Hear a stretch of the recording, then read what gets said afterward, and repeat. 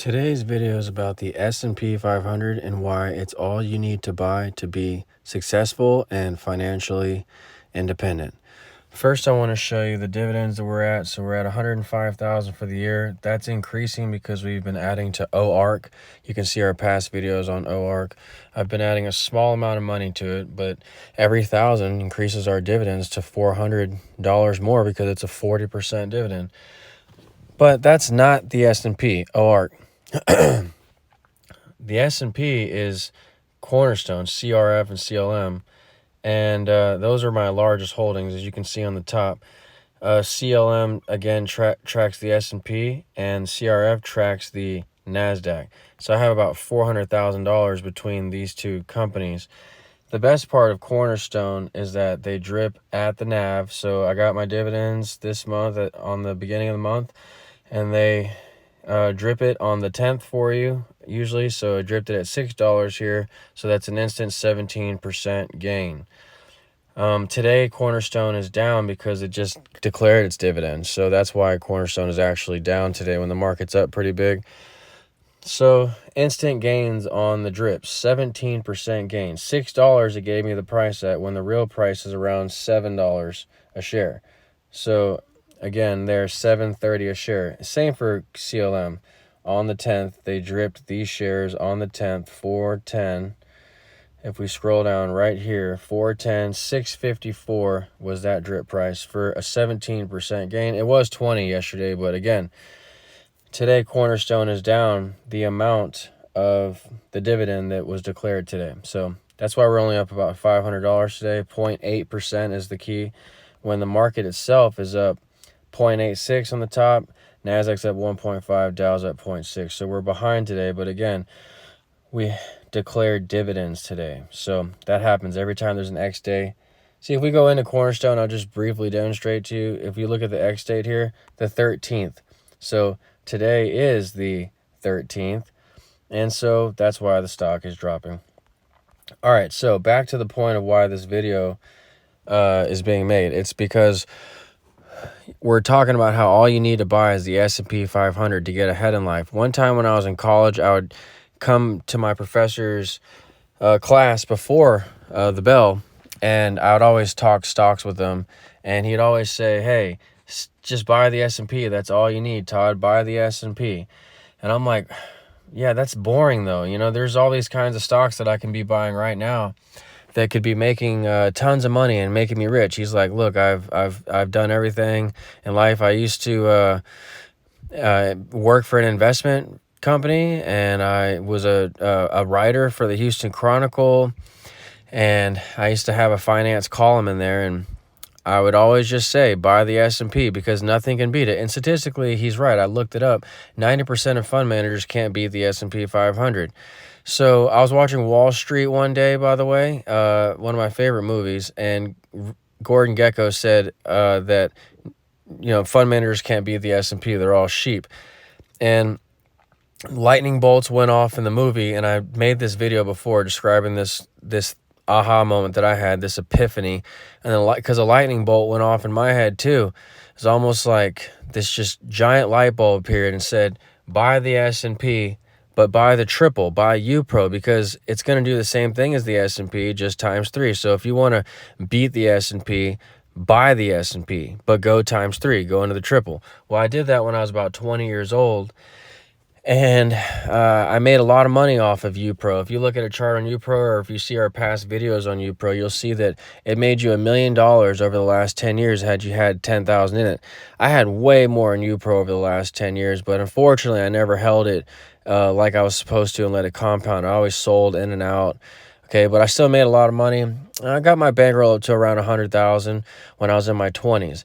But this is when my next epiphany in life came. So I already knew, you know, follow Buffett, follow he was my government teacher at the time, but, you know, he wrote in that finance column, follow my teacher, follow Buffett, follow Jack Vogel, who invented ETFs, who says, you know, you can't beat the indexes, you know, you can't beat ETFs. You can try making your own stock portfolio with diversification, but you can't beat the index. So just buy the index, buy the ETF.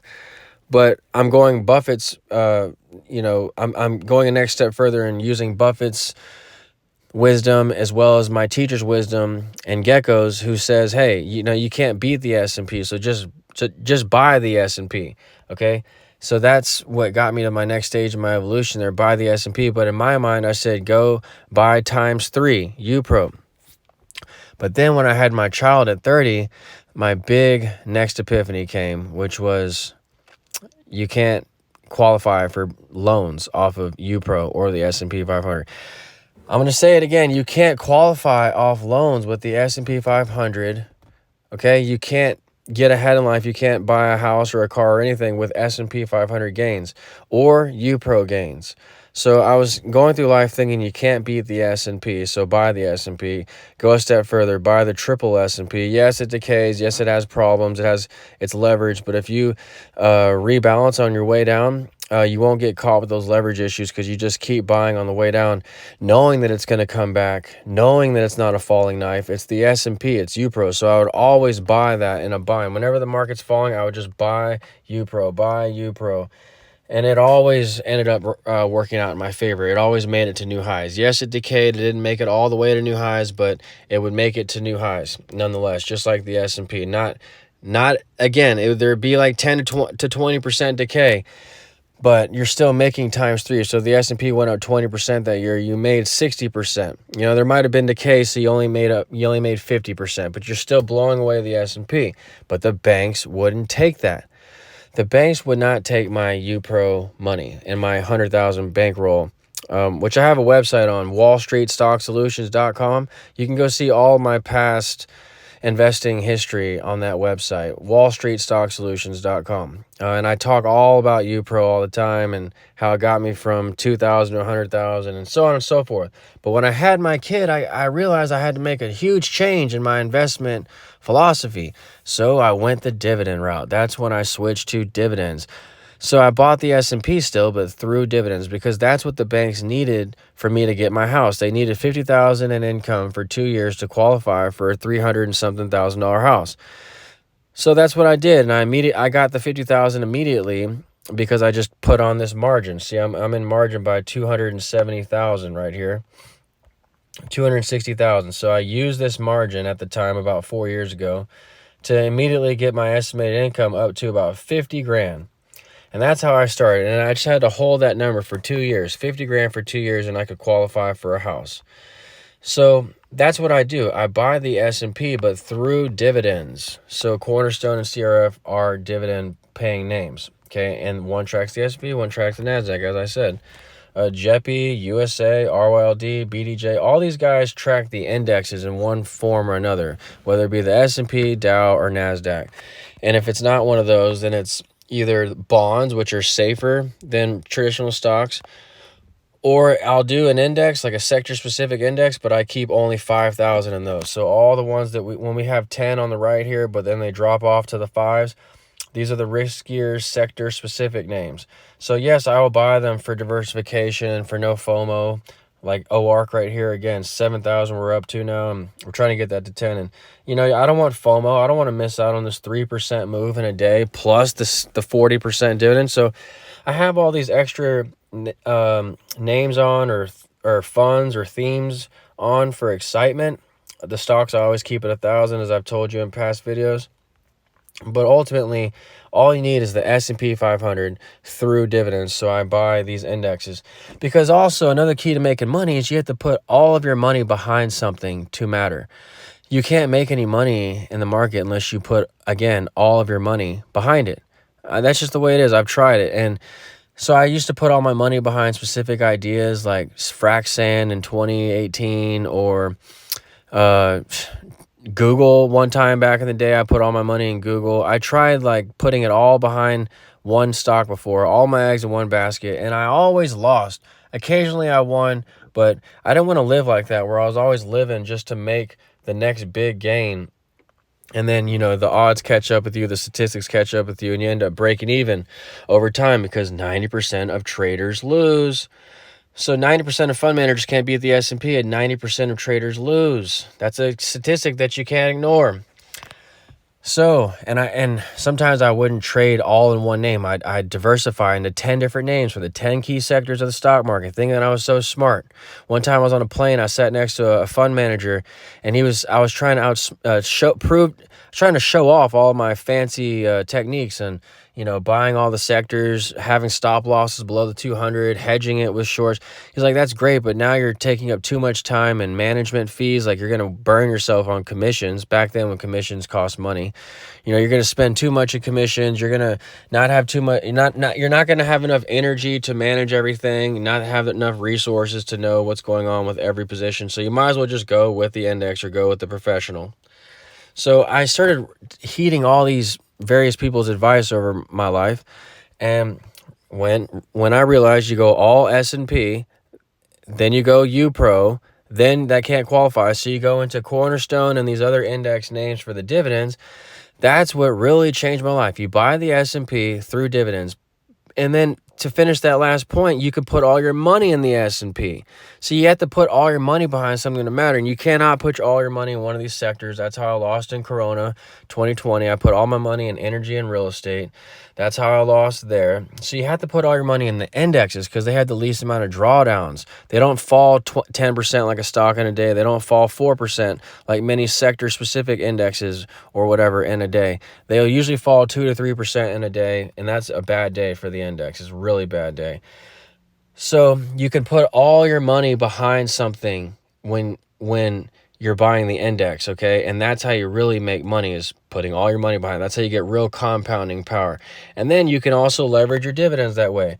So I haven't even talked about margin really. Margin's just my technique to get further ahead. I've made past videos on margin. You can go look those up and why I use margin and how I do it and how I avoid margin calls. And, I think that's obviously the next step beyond S&P through dividends is now taking loans out to get ahead, because in this life 70% of people are paycheck to paycheck. So how are they going to get ahead without a loan? All the great ones use loans. So I'm just using a form of loan, which is margin. That's up to you guys. You don't have to use margin. I just simply prefer it. 5% interest rate on my margin versus a credit card, which is 20. The people who understand have commented positively on this channel, and they understand margin. I really appreciate their comments. So I'm not going to really focus on margin for this video. I just want to focus on the S&P, and you have to buy the S&P to get ahead. You cannot beat the S&P. You have to buy the S&P to simply outperform the market over time. But if you just buy the S&P, then you won't outperform the S&P. You have to go triple UPRO.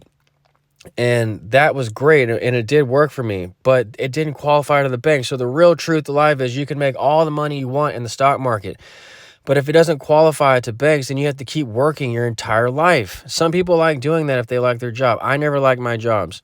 So I don't want to work. I value my time. You have 8 hours of sleep, 8 hours at work. That means you only have 8 hours to yourself to just have, to watch some TV or something. So I think time is the ultimate commodity. I think people should be thinking about all the things that they can do with their time now versus, waiting for your retirement at 70.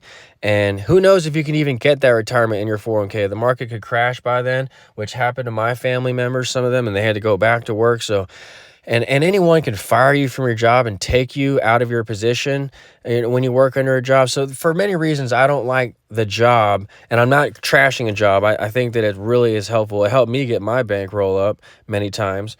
So I think jobs are great, but you need to focus on time. Qualifying for dividends allows me to have more time. And so I go S&P, but I qualify through dividends. The strategy works. We're up 19% for the year. S&P is up 6, Dow is up 0.9, and the Nasdaq's up 14%. So the strategy is working out. On a 3-year chart, you can see that it works out. We're up 130% over the long term versus the markets in the 40s. So this strategy is working. It gives us a steady income every month. It's off of 4-star funds. All these S&P funds that I own are 4 and 5 star up top. You can see past videos on those. BDJ is another one of those 4-star funds. I guess that'll do it for this video. I really want to just emphasize to you that you can buy all the stocks you want and have all the fancy ideas that you want, and all that's fun to have talk and banter about, but at the end of the day, you have to put all your money behind something to make the money. So what can you put it all behind that feels safe, to feel safe at night and sleep at night with? That's the S&P 500. After all, nobody can beat the S&P 500. But then the S&P 500 won't do much for you if you just buy the S&P. How do you beat that? You go times 3, or you buy these other growth indexes. But those won't qualify to banks. So how do you get both, S&P and NASDAQ exposure, but also qualify to banks so that you can live financially free and have more time to yourself? And that is these indexes, these dividend funds, Cornerstone, JEPI, USA, BDJ. That's how you do it. Margin is just how you go the next step beyond, so you can become truly financially free away from your job. The key is just don't use too much margin and get yourself in trouble. Again, see our past video on margin if you're interested in that. But anyway, the S&P 500, it's all you need, but through dividends. Tell me if you think that I'm wrong, or please suggest another strategy that might be more viable than just buying the S&P, but through dividends. Okay, and I'd really appreciate that, because I feel like this is the best way to make money, and that's why I started the channel, is to find out what is the best way to make money through the stock market. So thanks for listening. Talk to you soon. Bye-bye.